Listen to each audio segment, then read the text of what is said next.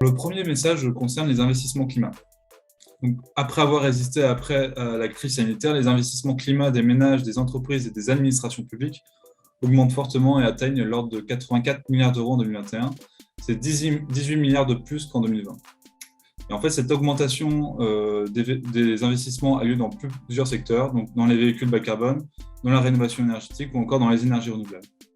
Le deuxième message porte sur les investissements fossiles. Donc, ils sont toujours en décrochage en 2021 et s'élèvent à 62 milliards d'euros.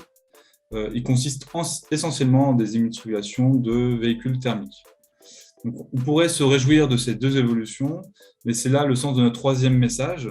Il faut signaler que ce niveau des investissements climat demeure insuffisant par rapport aux différents scénarios de transition, des scénarios de transition à la fois donc, réalisés par l'ADEME, mais aussi par la DGEC dans le cadre de la stratégie nationale bas carbone.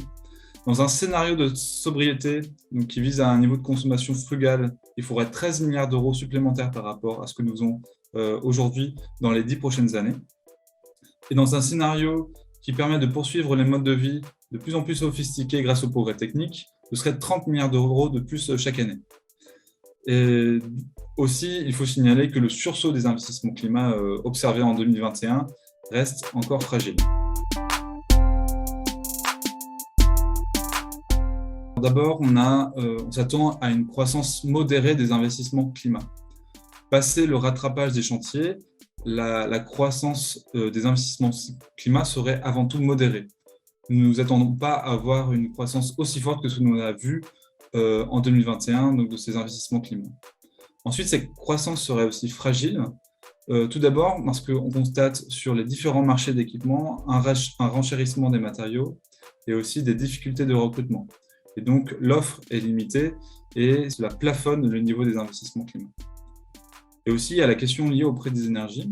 On voit quelques investissements climat qui se déclenchent avec les prix des énergies élevés, notamment de la part des ménages, que ce soit dans les véhicules électriques ou dans des équipements de chauffage bas carbone. Mais il y a peu d'entreprises qui misent sur les prix des énergies pour réaliser des gros investissements climat. Et également, la hausse des factures énergétiques obère les capacités de financement. On a aussi quelques points de vigilance supplémentaires, notamment en lien avec la situation économique globale, avec un risque de récession qui pourrait intervenir dans les prochains mois. Il y a aussi la remontée des taux d'intérêt dans un contexte inflationniste qui pourrait limiter les capacités de financement des porteurs de projets. Et aussi, on se pose la question du soutien de l'État dans le temps pour les investissements climat. Les pouvoirs publics ont une large palette d'outils à leur disposition pour porter la dynamique des investissements climat. Parmi les principaux outils, nous identifions déjà la réglementation. Il y a déjà des mesures réglementaires qui existent, notamment sur les véhicules ou encore même les logements, et qui poussent donc les porteurs de projets, que ce soit les ménages et les entreprises, à investir davantage en faveur du climat. Il y a également des mesures d'accompagnement que peuvent mettre en place les pouvoirs publics, notamment dans le cadre de la rénovation énergétique des bâtiments, afin d'aider les ménages et les entreprises à rénover leur parc. L'État aussi peut faire plus en matière de formation des professionnels, afin qu'il y ait davantage notamment d'artisans du bâtiment capables de travailler sur des chantiers de rénovation globale, ce qui permettrait de réduire les consommations d'énergie et également les émissions de gaz à effet de serre.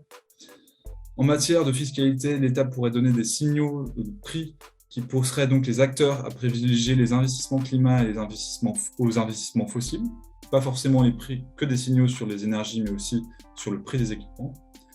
Et il y a également des instruments de financement que peuvent mettre en place l'État, donc des subventions, mais aussi des prêts aidés, pour soutenir la demande d'investissement climat et pour convaincre les ménages, les entreprises ou encore les collectivités territoriales à investir en faveur du climat.